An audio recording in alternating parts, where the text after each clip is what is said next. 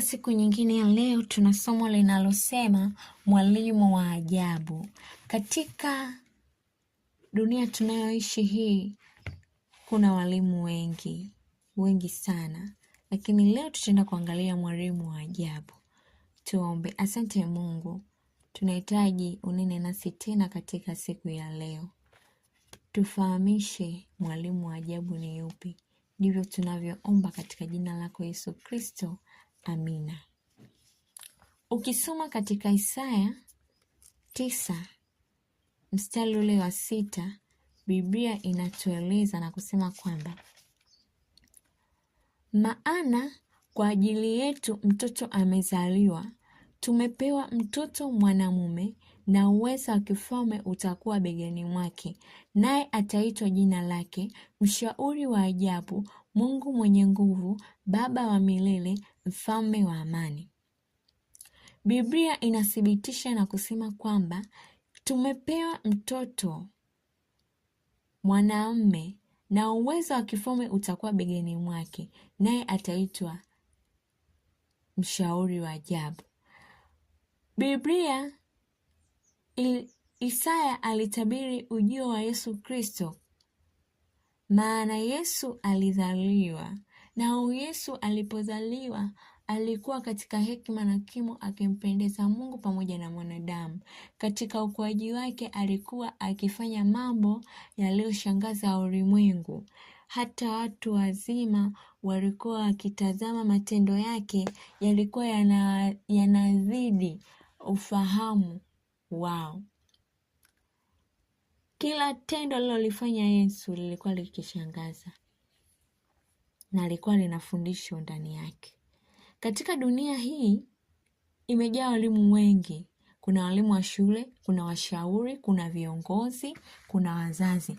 Lakini leo tutakwenda kuangalia mwalimu wa ajabu ambaye si wa kawaida huyu. Lakini huyu mwalimu ni Yesu Kristo.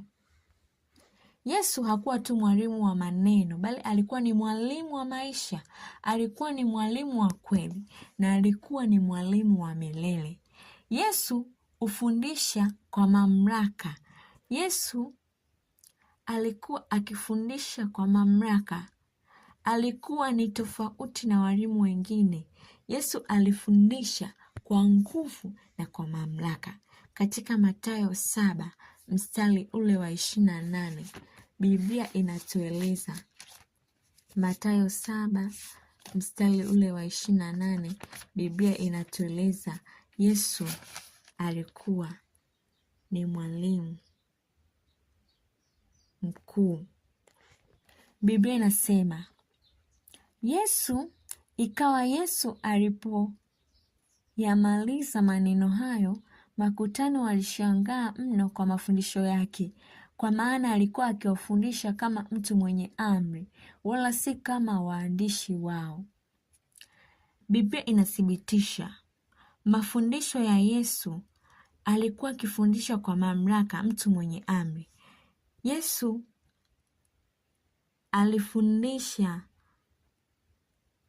kwa sababu alikuwa akitoa kitu cha kweli katika jamii, na mafundisho yake yalikuwa yanabadilisha maisha, yalikuwa yanagusa moyo, yalikuwa yanatoa mwelekeo wa kweli, na ndio maana alikuwa anafundisha kama mtu mwenye amri. Pia Yesu alipokuwa hapa duniani alikuwa akifundisha kwa mfano. Yesu akufundisha tu kwa maneno, bali kwa matendo. Alifundisha upendo na aliwapenda watu wote. Alifundisha unyenyekevu, na ndio maana akaoshana miguu na wanafunzi wake. Alifundisha msamaha, na ndio maana alipokuwa pale msalabani alisema, Baba, wasamehe kwa kuwa hawajui walitendalo. Ukiwa mtu wa kufundisha, unapaswa uishi kulingana na kile unachokifundisha. Yesu alifundisha kila mtu. Yesu akuchagua mtu wa kumfundisha. Alifundisha maskini, lakini pia alifundisha hata matajiri. Alifundisha wagonjwa na kuwaponya, na aliwafundisha wenye afya. Aliwafundisha wenye dhambi mwenye haki. Yesu hakuwa na ubaguzi. Mafundisho yake yalileta uzima.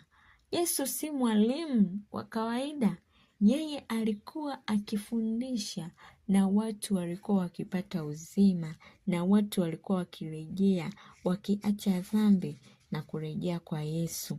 Katika Yohana 6 mstari ule wa 68, Biblia inasema, basi Simoni Petro akamjibu, Bwana, twende kwa nani?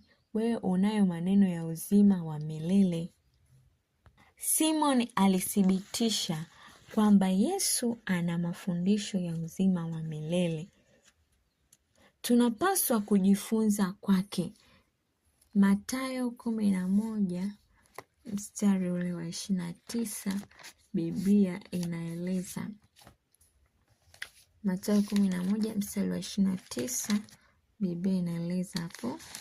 Inasema kwamba jitieni nila yangu, mjifunze kwangu, kwa kuwa mimi ni mpole na mnyenyekevu wa moyo, nanyi mtapata raha nafsini mwenu.